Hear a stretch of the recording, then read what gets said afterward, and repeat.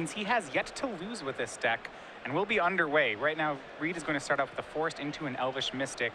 And this Green Devotion deck, it's a little different than what you'd expect out of Green Devotion. Instead of trying to be all in on Nykthos and playing cards like Burning Emissary, Reid's is playing a much more natural, just ramp into big stuff deck, 4 copies of Polukranos, 2 copies of Arbor Colossus, 4 copies of Genesis Wave, and sort of stabilizes his mid-game through Planeswalkers, Dawnmarie, Xenagos, Nissa, and so forth. We've seen some of these lists play things like Eidolon of the Blossoms, for example, to be that stabilizing presence, retouching red for some Planeswalkers instead. All right, well, Reid does start out with some mana accelerants. He had Mystic into Voyaging Satyr. The Mystic hit for 1, but he's on the back foot. Tom was able to do a typical red creature curve, Rakdos Cackler into Ash Zealot, and he has Reid at 16. So acceleration into Polukranos is really tough for Rabble Red to beat. That said, Reid doesn't have a lot of time to assemble this sort of thing, and his Planeswalkers are not going to be that potent in the matchup. And well, thanks to the double mana accelerant, he had 5 mana on turn 3, so it wasn't a turn 3 Polukranos, it was a turn 3 Arbor Colossus, which should do pretty much the same thing. It's going to blunt the offensive. Now, Tom can still attack through this. It's not quite as good as Polukranos in the same spot, but this is a good opening for Reid. There's also a matchup that's very play-draw biased, and Reid winning the choice, it's a big edge here. Yeah, Tom is going to go ahead and swing into Arbor Colossus with a pair of 2/2s. Now, is he throwing away a creature here, or is this a dangerous block for Reid? Well, it can only be so dangerous. There are 4 copies of Rubble Belt Maka. There's a couple pump spells, a couple burn spells. So Tom is, at minimum, going to be 2 for 1-ing himself here. Yeah, I was going to ask if we were going to see a double Maka on the block. Reid makes the block, and that's exactly what we get. It's not pretty, but Tom really doesn't have any other choice. Yeah, Tom makes his 3rd land, adds another Rakdos Cackler. Only 2 cards remaining in his hand after having to 2 for 1 himself there, but he's banging on the fact that Reid doesn't have another fatty to block with. And this is such a good turn for Reid here. Getting to play Polukranos plus have a chump blocker and Elvish Mystic if he so desires.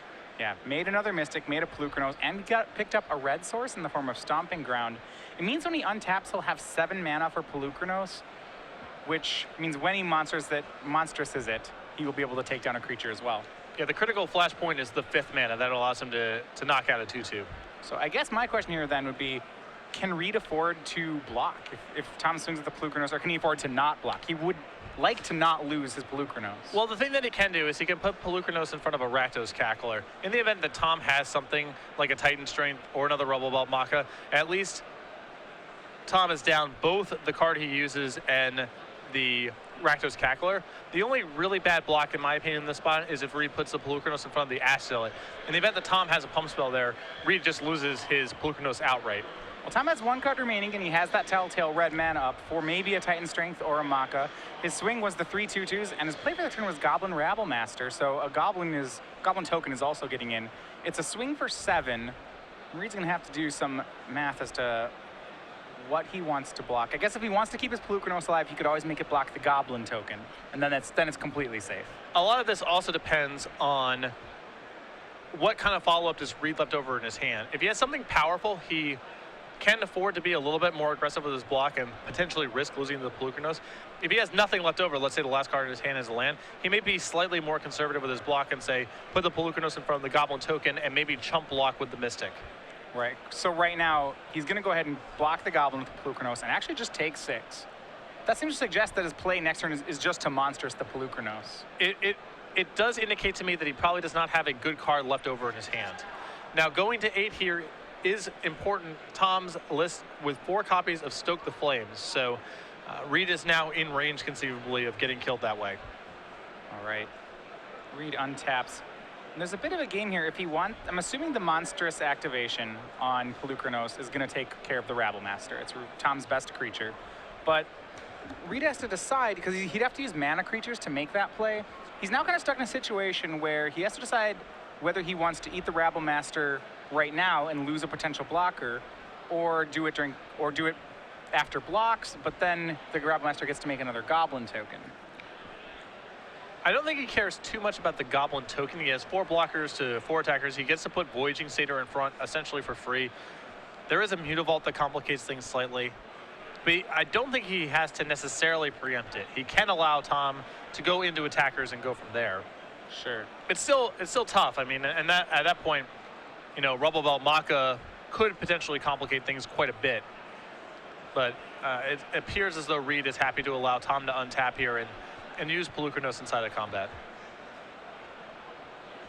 Reid does just that. He does not have a 5th land, so he's representing 7 mana. That's a monstrosity for X equals 3. And we're going to go over to Tom's side of the board. He drew a 2nd card right now with a trio of 2/2s, a Rabblemaster, and a Mutavault, facing down 3 mana creatures and a Polukranos.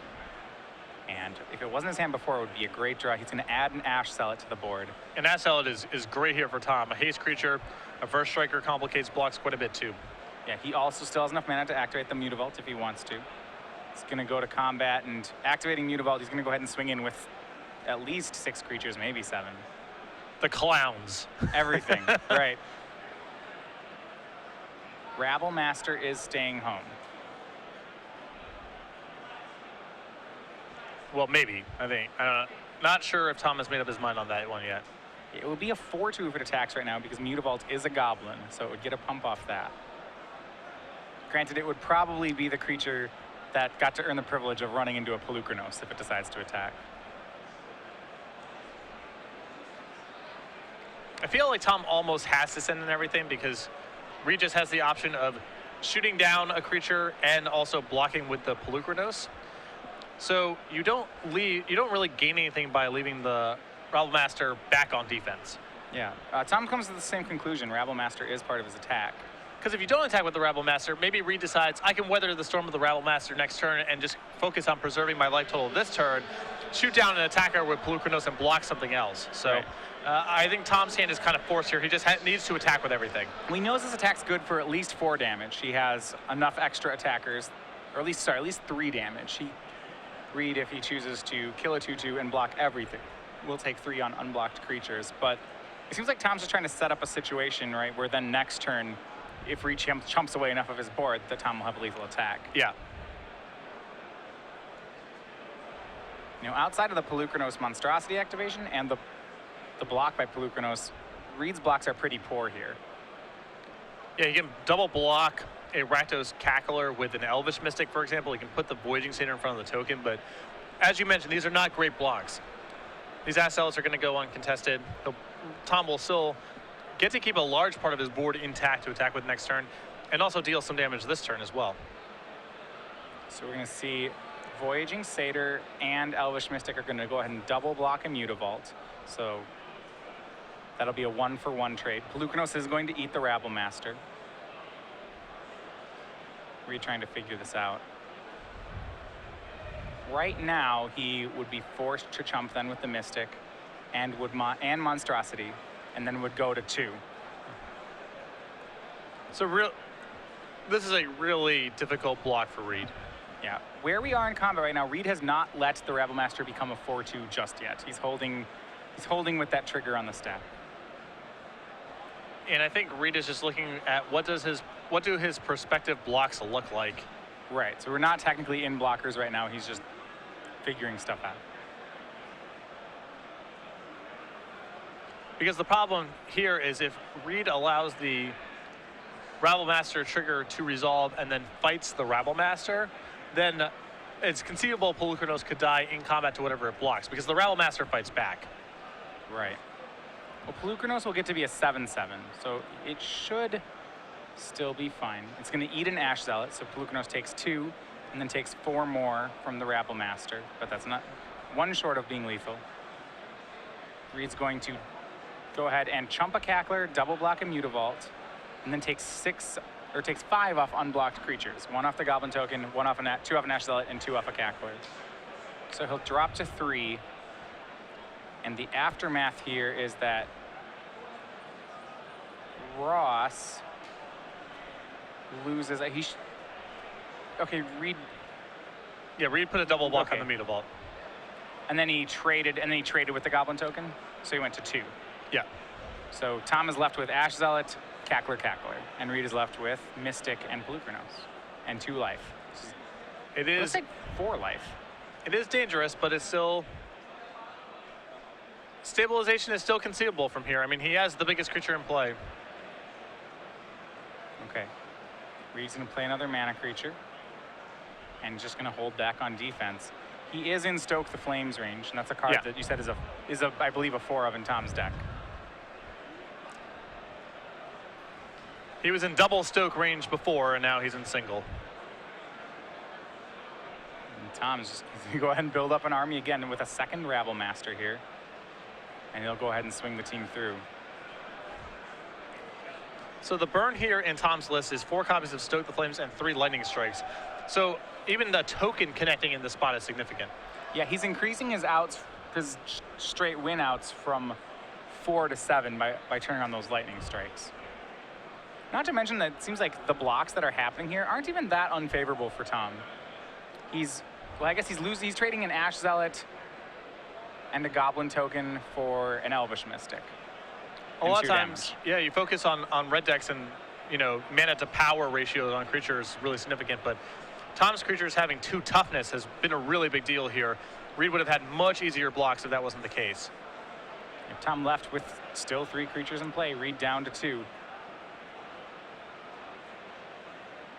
Reid could use another creature, you know, he could, that's bigger than a 2/2. Something like a Courser of Krufix would help him a lot here. He does have a 5th land, and he's just going to pass. And I believe Reid has no instants in his deck. It's just planeswalkers and creatures. It's just planeswalkers and creatures. There's no tricks here. Now the thing is, decks like Reid's regularly have Court of Calling in them. So Tom still has to think about this. I can't imagine him not just attacking and seeing what happens, but Reid is making a good face of it here because decks like his sometimes have an out in this scenario. Yeah, well, if he had Court, you'd have to think he'd have played it last turn, right? He didn't use his main phase mana. Yeah, it's possible. Or maybe he drew it this turn. Sure. Either way, Tom probably can't afford to play around Court either. Just, you know, I'm not, if it's something like Court for Courser, can Tom win through that would be a question. Yeah.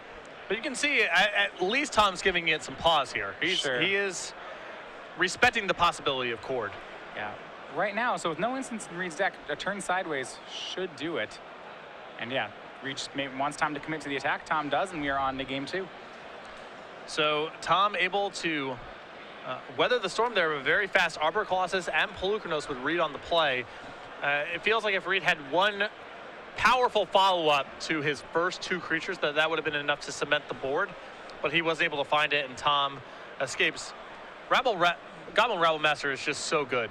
I mean, it's almost silly to say at this point, but those are games, you know, I played a lot of games in Tom's position with those kind of decks before, and pre-Rabble Master, that opening would have been very challenging to beat, but it did just enough to allow Tom to push through lethal.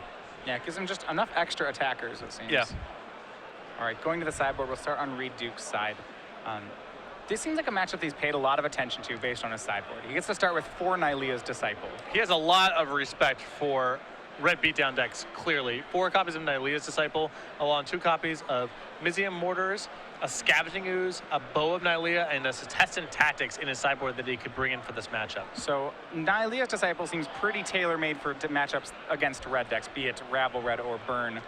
Some of the other cards, like, talk to me a little bit about Bow of Nylea. This is a card that's a 1 of in his sideboard that does have a tap gain 4 life, and it can grow a mana creature, which both seem good, but the card is rather slow. It's still worth it, and Reid's got a lot of mana acceleration. You can start putting +1/+1 counters on Sylvan Caryatid and really locking up the ground that way. Or you can just start gaining 3 life a turn once the board's relatively stable. I think in my time playing aggressive red decks against Green Devotion, never beaten this card. You can only have so many of them because they're expensive and narrow, but if Reid has any sort of draw backed up by a bow, he's going to be in really good shape. On Tom's side of the table, 3 copies of Eidolon of the Great Revel, 3 Magma Sprays, a Mutavault, a Harness by Force, 2 Mizium Mortars, 2 Boros Reckoners, a Dying Charge, 2 copies of Skullcrack. So a couple cards I like in this matchup. 3 copies of Magma Spray, very good against a deck that's packing Voyaging Satyr and Elvish Mystic. That's pretty easy to bring in. I don't really like Harness by Force, even though Reid does have some big creatures, because Reid also has a sea of chump blockers and a lot of boards. There are spots where taking Polukranos or Arbor Colossus will be great for Tom, and maybe bringing in the 1 Harness is a good proposition, but it's very easy to have too much of that effect. I think the 2 Mortars will probably come in, again, additional removal. Tom can reasonably suspect that Reid has Courser Krufix in his deck, even though it didn't show up. And I think the one copy of Dynacharge is legitimate to bring in here as well. Reid is not going to be killing Tom's stuff by and large. You saw that game. Tom was really able to build up his board. The only way his creatures were dying were inside of combat on Tom's turns. So Dynacharge could conceivably be pretty excellent here. So if you expect to have 3-4 creatures in play, then Dynacharge becomes a much stronger card than it normally is. Especially in concert with Legion Loyalists. That's a scenario where, you know, you play your Legion Loyalist, you have your Battalion trigger. Reid is making some blocks that look like trades, some blocks that, you know, maybe he's trying to eat some creatures, maybe chump some others, etc. And Dynacharge can blow up those blocks in a major way. So in matchups where your opponent is not really going to be attacking your board very much, I think Dynacharge is going to be, by and large, an excellent card. I mean, if the board really gets gummed down, Reid has a lot of blockers. Maybe it's less effective, but again, Tom only has the one copy, so I think it's worth it. So a lot of this sideboarding plan, you're saying out of the red deck, it looks he has the option to go after Reid's mana creatures. Yeah. And at least from your perspective, that's something Tom will be interested in. If Tom's going to lose this game, it's going to be to things like Genesis Hydra and to Polukranos, most likely. And the best way to fight those kind of cards, because you can't really beat them once they're in play, is try to delay their presence as long as you possibly can. Seems fair enough. On Reid's side, so it's interesting, his deck probably boards out most of the Planeswalkers, I would think, in this matchup. Cards like Nylea's Disciple, you know, just it seems like the plan of making 3/3s is just pretty solid against a deck like Tom's. For sure. I think the one copy of Garruk has to go. I think the 2 Nisses and the 3 copies of Xenagos are not good as well. I think Domri is still fine because Reid has enough big creatures where the minus power on Domri will be an effective tool. But the Planeswalkers are the most suspicious cards in the matchup, especially Xenagos. If he's familiar with Tom's build and knows that Tom is playing with Legion Loyalist, then Xenagos can become close to useless. Yeah, Legion Loyalists, Battalion trigger does have it so that tokens can't block this turn, which does come up against Xenagos the Reveler. Yeah. Xenagos and Elspeth, the cards where that comes up most commonly. Yeah, both of these players. So recapping, we have right now Tom Ross and Reid Duke. We are playing day 2 of the Invitational. This is our first standard round. Remember, Reid Duke was one of the 2 players to go 8-0 on day 1. So far 4-0 with Green-Red Devotion. And Tom Ross is your defending Invitational champion, trying to make it back-to-back for Invitational top 8s. And the winner of this match would have to have a huge collapse to not make the elimination rounds. This is not a win-in, but this is fairly close. Yeah, it's pretty close. You would think either of these players, if they can win 2 of the first 3 rounds of Standard, would be a lock to make top 8. Yeah. In game 2, we are underway. Reid Duke is on the play and once again has a turn 1 Elvish Mystic. And last time we saw him ramp into a turn 3 Arbor Colossus, which ended up trading with double Makas. Let's see what we can do this turn. And this is kind of what I was hoping for last game. It's going to be a turn 2 Courser of Krufix. This is the start, and Tom really needs to have Mizium Mortars here. And Courser seems like it's very difficult for Tom's deck to deal with. It's got the right numbers on it to deal with 2/2s, and it gains life.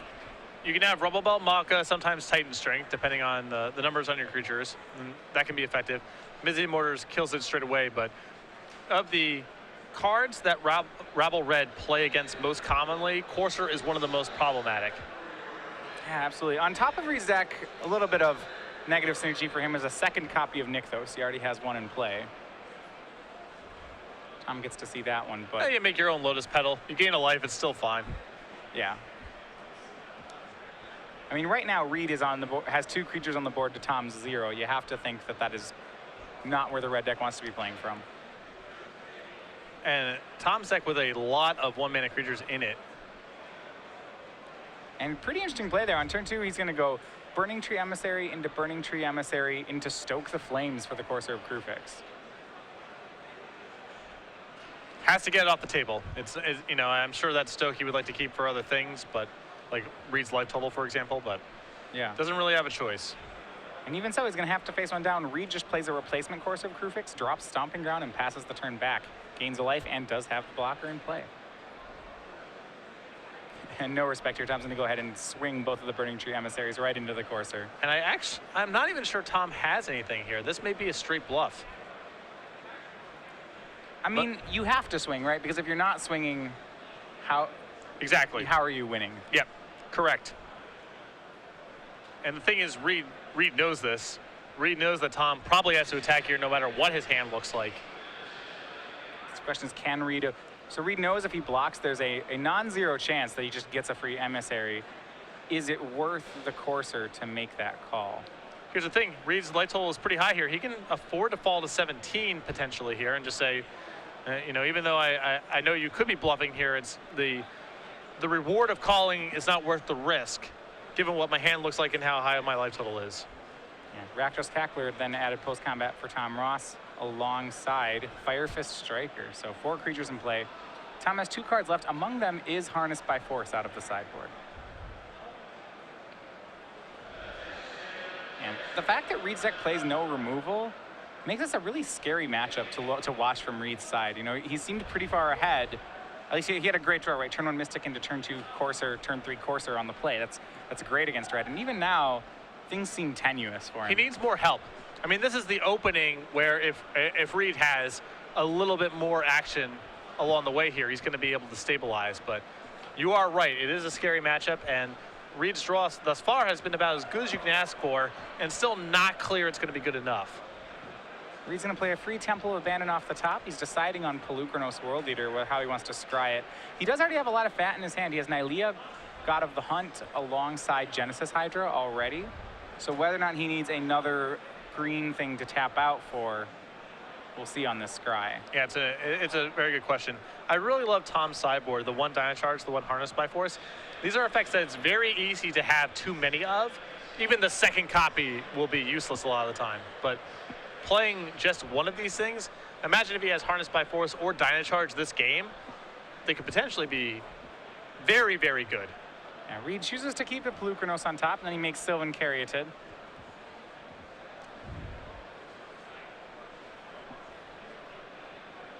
And we'll see where we're at now. Reid is still at 18 life, so he's not... His life total is not low, but he is in danger on the board. Tom has 8 power and 1 falter effect. In Fire Fist Striker.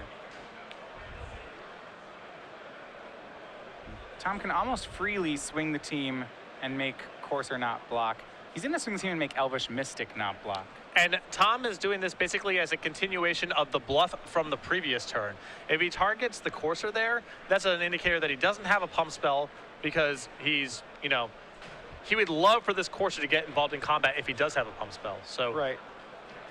The easiest thing would be to target, assuming Tom doesn't have a pump spell, the easiest thing to do is to target the Courser and say, yeah, the Mystic gets a trade and the Caryatid gets to bounce off of something. But because Reid respected the bluff last turn, Tom's continuing with the bluff the following turn. Now, if you Reid, though, does this make you think that it's not so much of a bluff anymore? I mean, is Tom aggressive enough to just throw away a Fire Fist Striker in the name of a bluff?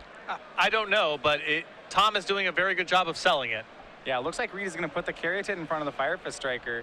If Tom has a trick, that block likely won't get the trick from Tom. He's getting 6 free damage right now. Yeah. I mean, I'm not 100% that I've seen Tom's hand, but I suspect there's no pump effect here.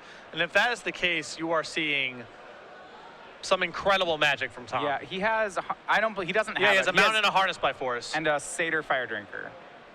And that's it for the 3 cards. So he doesn't have the pump spell.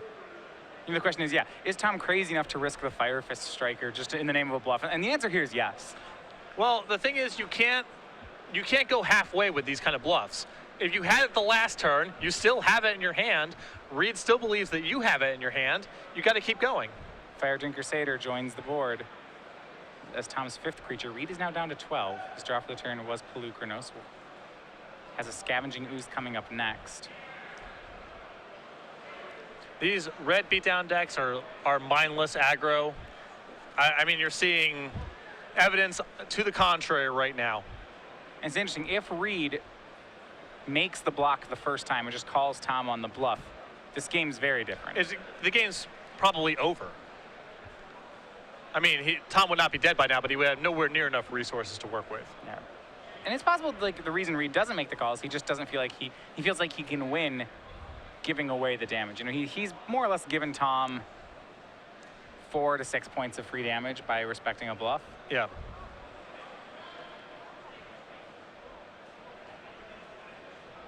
And if his hand's good enough, that's the right move. Bluffing the Duke is some gutsy magic. I'm wondering if we may see Genesis Hydra here. He has options between Genesis Hydra and Polukranos this turn. My guess is we'll see the Hydra just because he wants to get more permanence onto the battlefield. But I could be wrong on this. But is he willing to commit any mana creatures is another thing too. Right. For example, something that he can do now that he knows the top card of his deck is he could tap the Nykthos and 2 mana, that's 4. He could Genesis Hydra for 2, get an Ooze with a green up and 2 mana creatures. That's a pretty compelling board. I agree. And I was saying, yeah, the interaction there between Genesis Hydra and Scavenging Ooze takes a lot of the randomness out of the equation. Yeah. It looks like Reid's doing something else, but I guess there is only the 1 creature in the graveyard right now, so he could Genesis Hydra for more if he wanted to. Now he's going to go ahead and Nykthos for 4. We'll see if it is that Hydra for 2 play. Scavenging Ooze is a great card to hit in this scenario, too. Yeah. It really incentivizes to Reid to start blocking and making trades. I think this is the path that Reid's pursuing, and he's just determining how large does he want to make this Genesis Hydra. Yeah, does he want... Can he... If he makes it a 2-2, that is the safest play, but this is one of the greedier plays then. So he gets a 3-3 here. You know, he doesn't want to trade the Hydra. He wants it to win combat. Yeah, he needs 3/3s to stabilize his board. 2/2s are just more trades, you know? Right. Hits for 3. It's going to be Scavenging Ooze that it gets off the top. Remember, Reid hasn't played a land yet. If this flip is a land, Reid also gets to cash a land off this. And it's not a land, but it's pretty good. Pretty good here. It's the Tessin Tactics. Reid's going to Legend Rule his own Nykthos with the Nykthos he was keeping. And now with enough mana symbols, Reid is not done here. He's going to go ahead and use that Nykthos. It activates for 1, 2, 3, 4, 5, 6, 7 mana. He can make Polukranos on 4 and have enough mana to activate it for 1, eating Firefist Striker. So what you're seeing here is perhaps the Reid's willingness to take a couple points of damage here and there, protecting that Courser, because those 2 green mana symbols in play and now this 2/4. I do not believe Tom has any shot of getting out from under this. It seems unlikely. He has Harnessed by Force in his hand, but right now, there's just too many creatures. Tom has 4, but Reid has 6, and Reid's are larger. And this is, you know, my concern with Harnessed by Force in the sideboard here is the boards of Green Devotion often look like this, or they look like some mana creatures and a Courser of Kruphix. It's very rare that your opponent taps everything and their mana creatures and taps out for an Arbor Colossus. It happens from time to time, but it's definitely the exception rather than the rule. The play for the turn from Tom Ross was a Boros Reckoner. Yeah, 2 copies of those in the sideboard. They're not bad against Green Devotion. They're pretty annoying for the deck to block. Once the game gets into this spot, it's too little too late, but because the deck's all mana creatures and huge stuff, Boros Reckoner lines up pretty well against both halves of that spectrum. Exactly. Yeah. Generally, against a deck that's not playing black or blue, Boros Reckoner can be a pretty good beating. Yeah. It very much may be too little too late here, but... It forces Reid to go big, right? Because if Reid starts to just attack with things like Polukranos, he's liable to take 6 off the Reckoner, and you're never sure how many life points he's working with. Reid here is going to go ahead and play Nylea, God of the Hunt. Remember, he made mana off Nykthos. He used his extra 2 mana to eat some creatures and pump into Scavenging Ooze. And we may just see a pass by Reid. Yeah, there's no rush here. And if the Reckoner ever is about to get involved in combat, Reid can just Tessin Tactics, use the Courser Kruphix to fight the Boros Reckoner. That's a fairly safe fight. And Reid can afford to take 3 points of damage to the face. At this point, he's at 15. And if Tom wants to just trade the Reckoner for the Courser, that's also fine at this point. Reid has more than enough to work with. Yeah, that remaining card in Reid's hand, as you mentioned, is Tessin Tactics. You see another Polukranos on top of Reid's deck.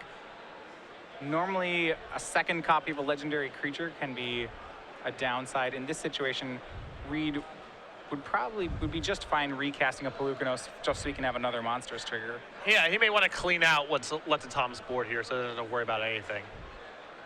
Yeah, with Tactics and the Polukranos, he has 2 ways to do it.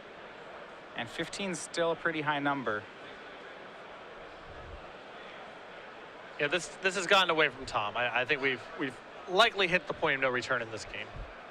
Well, right now Reid has a 4-4, a 3-3, a 6, and 2 6-6s. And it's a lot of.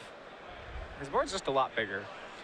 The Nylea complicates things as well because Tom can't try to sit behind a Boros Reckoner and moat all of Reid's huge stuff because Nylea gives trample. So Reid is much more free to attack with his huge creatures. Yeah, so with trample, he only actually deals 3 damage to the Reckoner as opposed to the entirety of the creature's power. Correct. Tom checking that out, I believe, for the same interaction. With a lot of mana, Nylea can really be that nail in the coffin here. Nylea's a 2-of in Reid's deck. And Tom may be at the point now that because he cannot block with the Boros Reckoner, he may want to attack with it. Instead, we've done this. The last Rubble Belt Maka. The last refuge of the damned. The hard cast Rubble Belt Maka.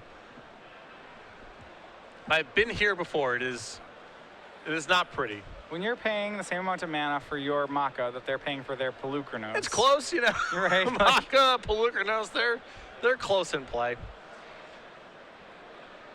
Now, hard casting a Rubble Belt Maka does come up a fair bit against Black Devotion because of the way the games play out. But against Green Devotion, this is not where you want to be. Guy is a red, hopefully is a red giant growth if everything's going according to plan. Against the Courser Caryatid deck, that's kind of what it's there for. Reid's gonna go ahead. Looks like we're on Tom's end step. He's gonna Setessan Tactics this Scavenging Ooze. That'll make it up to a 5/5. And I think this is likely to be lethal because he can use the Pulukronos to fight the Fire Drinker Satyr, which is a ton of damage. Yeah, Ooze will fight Maka. He was able to strive it once, so Pulukronos is going to fight Fire Drinker Satyr, and as you said, that does deal 6 to Tom. And now, you know, Tom has no tricks from this spot, with the exception of the possibility of Stoke the Flames, but Reid can probably play around that pretty easily as he's making his attack here. He's got so much mana to work with, so many huge creatures.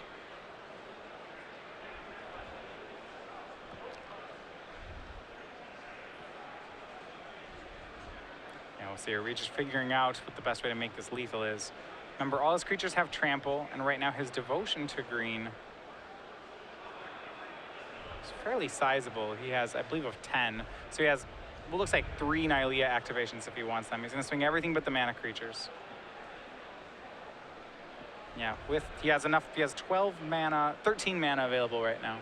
So 3 + 2 + 2 triggers, and that'll do it. Reid takes down the second game. Yeah, not a lot to be done there from Tom's spot. Reid did a very good job there of navigating that board. There was some risk there. You know, he's taking all these points of damage by respecting the possibility of Tom's pump spell there, but Reid really needed that 2 points of devotion in play that the Courser was providing to enable his whole hand. And once Reid got to cast all this stuff, Tom's not going to be able to keep up with that. Right. I mean, in some ways, it looks like Tom bluffed Reid. And you say, okay, well, that might be true. And it may also be Reid feels like he's in a safe enough position that he doesn't have to call the bluff. So he just choose, you know, he thinks he can, if he thinks he can give away 3 points of life, not ever have to call a bluff and win anyway, well, then that's what he'd want to do. Correct. I'm sure it's on Reid's radar, the possibility that Tom is attacking with nothing. That when Reid's deciding whether or not he wants to make his block there, that's part of the calculation. But at the initial block, he's on 21, falling to 17. His Courser's worth too much to give away there to a Rubble Belt Maka or to a Titan Strength. The following turn, Tom continues with the bluff, allows the Courser to get into combat. At that point, it's really hard to believe that Tom's bluffing, first of all. I mean, that's gutsy to run it back the second time in a spot where you're definitely going to lose if you get called. But Reid can look at his hand and say, all right, well, what I can do with all this mana, the Nykthos I have in play, the 4 green devotion I have at minimum going into the next turn, I can afford to take this hit too. It's a little bit scary, but likely what happens the next turn is I'm able to play enough to stabilize this board, and that's exactly what happened. Yeah. Courser, what I was really impressed with that game there was how good Courser of Krufix is in this matchup. No. It's hard to beat, man. It's hard to beat. I lost a lot of that card. Reid had it turn 2 and 3 on the play. Yeah. The thing is, there's enough inefficiencies going on with the green devotion list that you can usually keep up even if they get a Courser online. It's not going to be game over by itself, but it's an important piece of the puzzle. It allows them to step to the next part of the game, which is Polukranos, Arbor Colossus, setting up a big Setessan tactics, getting a Scavenging Ooze online, the plays that really cement the board for green devotion. Right, and as is the case with these green decks, their draws are pretty variable. There are only 4 Elvish Mystics in the deck, and their best draws all involve Elvish Mystic. And Reid has been fortunate enough to have one on turn 1 both games, but especially when he's on the draw here, if he has a non-Mystic hand, there's the possibility that he really just gets aggroed out before he gets to play. The Rabble Reds, their best draws, their Burning Tree Emissary draws, on the play, if you don't have a mana accelerant, it's very hard to win. Now, with that said, Reid does have Elvish Mystic, Voyaging Satyr, Sylvan Caryatid. He has a lot of plays, but I think that if Tom keeps 7, Reid will almost certainly mulligan any hand that doesn't contain some sort of mana creature. Is a turn 2, I'm even wondering though, if you're on the draw here, is a turn 2 mana accelerant realistically going to be good enough? If it's Caryatid, yes. Because you can block depending on what your hand looks like, and for sure it's going to get into the next turn. Voyaging Satyr, not so much, because Tom is, it blocks much less effectively, and Tom is likely to just kill it with one of his removal spells. Yeah. But if Reid's first play of the game is, let's say, Courser Crewfix, that's his opening hand, some lands, Courser Crewfix. Can't keep that. I don't think he can keep those. On the play, I think some of those hands are acceptable. On the draw, you just got to let him go. I mean, even if he has a mana accelerant hand with one of the 2 mana accelerants, I would say in order to keep it, he has to have a pretty good follow-up on turn 3. Something like Courser Third Land, Polukranos, maybe Nylea's Disciple. He has to be willing to be specific here. And there's some slow cards in his deck, some amount of dead weight, some things that are predicated on other things showing up. So, a mana creature and a turn 3 Nylea, let's say, that's not acceptable either. So he needs to have a mixture of early stuff to do and some late game payouts, although I think he can also afford to keep hands that are mostly mana and hope to draw something relevant in time. Yeah. I think what you have to compete with is it's not unreasonable to think that Tom will have 3 creatures by the end of his second turn. Yeah, he can go 1-drop, 1-drop, 1-drop, or he can go 1-drop, Burning Tree Emissary, creature. Right. We're seeing whether or not Tom is keeping his hand. He's going to go ahead and mulligan. Now it's over to Reid.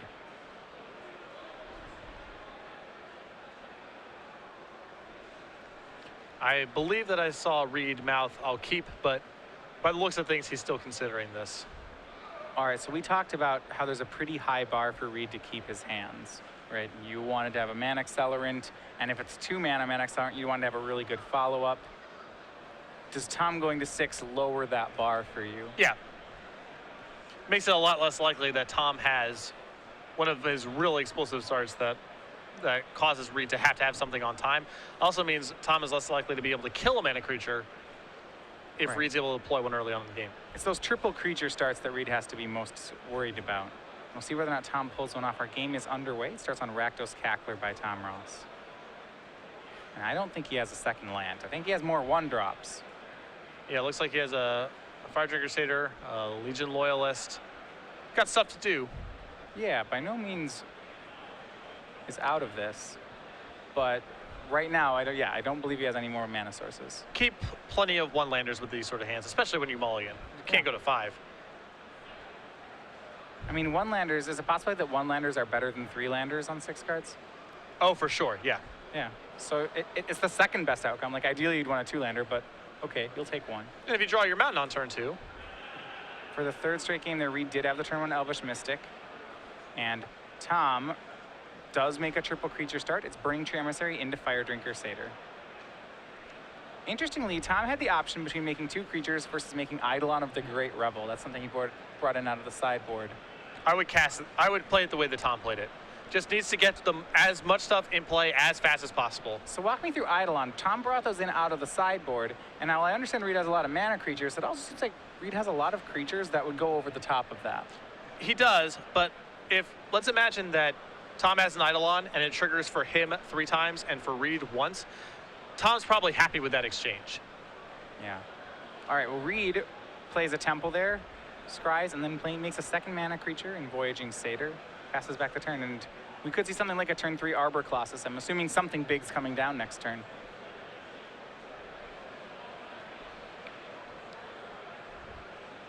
How does Tom want to respond? He gets to deal some damage this turn.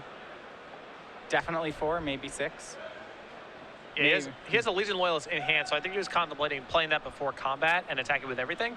The problem is that given how many cards he has in his hand and the board state and all that, Reid is almost 100% to block the Legion Loyalist with the Voyaging Satyr.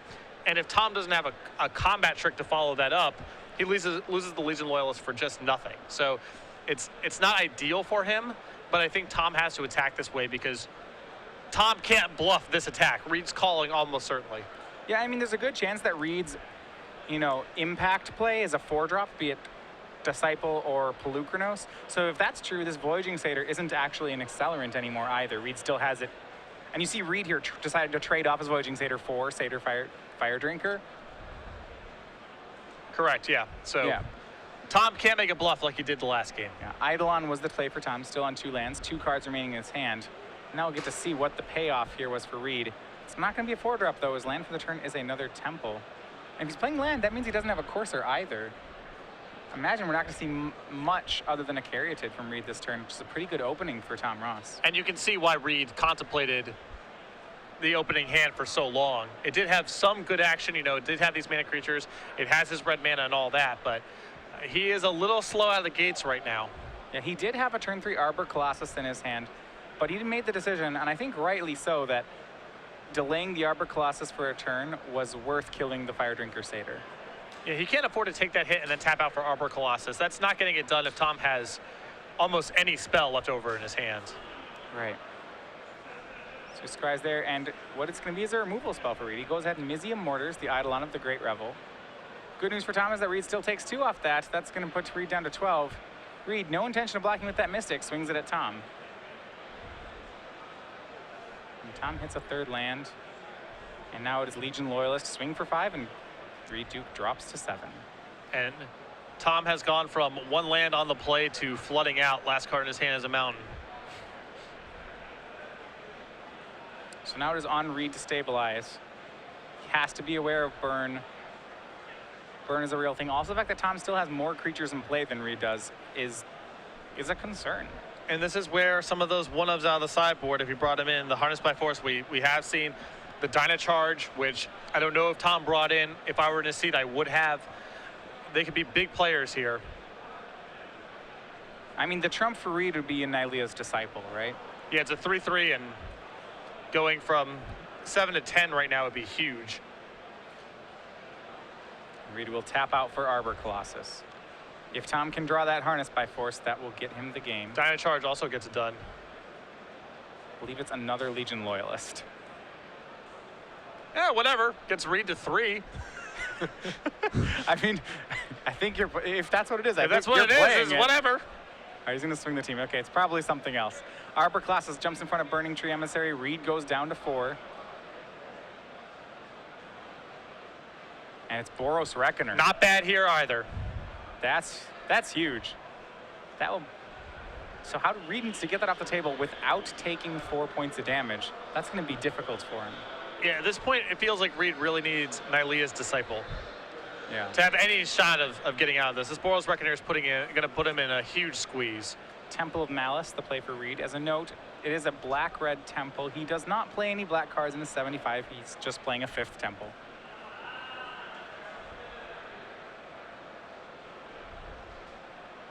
I always think that's a testament to the temples. When you get to the point that people are playing temples when they only play one of the 2 colors on the card, that's when you know that they're really good. Well, if the temples, imagine, were basic lands, they were just... Forest comes into play tapped, scry 1. Over Constructed's history, you would have played a lot of copies of those cards in various decks. Yeah. White had one of those in Future Sight, right? Yeah. Just a white mana land that scryed 1. Reid's play for the turn is Pelucranos World Eater, which means if Tom swings or has a removal spell for Elvish Mystic, he actually puts Reid in a really tough spot.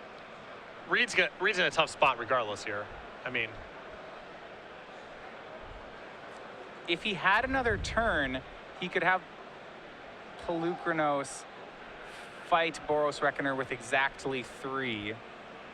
But that's not going to be good here because there's no way, if Tom swings the Reckoner, he gets a free damage in because Reid has to chump it with Elvish Mystic. now I think what Tom is considering here is he has the option of sending in everything, and that guarantees put Reid down to 1 because he gets to give trample to the Boros Reckoner, and Reid's only options are no blocks or put Elvish Mystic in front. But it looks like Tom is happy to either put Reid to 1 or allow him to chump block with the Mystic. Reid's going to go ahead and go to 1 here. And I believe the reason that he's going to 1 is he has the option next turn of chumping with the Elvish Mystic and using Polukranos to fight the Mystic, which prevents him from dying because no damage will be dealt to the Reckoner. Well, but Tom's creatures will have trample if he swings with Legion Loyalist. Oh, if he gets in the next turn, yeah. Yeah. Sure. Right, so that play actually doesn't work if Tom Alpha strikes. If Tom Alpha strikes. Yeah. I mean, no matter which way you slice it, Reid's looking for Nylea's Disciple pretty bad. Yeah, that gives him a lot of breathing space, and it doesn't even take Reid that much time to kill Tom on the way back. I mean, his creatures are so big, but the Reckoner might just be too awkward for Reid to beat at this stage. Bow of Nylea would also do it here, I think. Yeah, Bow of Nylea would be excellent. And it's going to be Genesis Hydra for 3 for Reid gave him Reid. a look like, yeah, I know I'm up against it. Courser and Setessan Tactics, Temple. So it was for 4. He's going to put Courser of Krufix into play. But I don't think he can survive. The Reckoner's just going to kill him. There does not appear to be, with Reid now tapped out. Yeah, he was at 4. He was on Nylea's Disciple or bust there. He could also have found Sylvan Caryatid. That would have given him a 0 power, yeah, a 0 it gives power him trap a blocker, redraw. and he gets another shot at it. Yeah, but now I don't think there's anything to be done. And this may be the first loss for Reid's green-red devotion deck today. Polukranos, the top card of his deck. He hasn't played a land yet this turn, but I'm not sure there's too many things he can do off 1 land. It's hard to be attacked by a Boros Reckoner and not take 1. See a swing of just Arbor Colossus from Reid. I'll put Tom to 12. And the swing here will get the game for Tom. Yeah. How do you decide on Reid's side what to swing with? You need to keep up appearances. Okay, Tom says the damage is all. at you. Yep, that's all.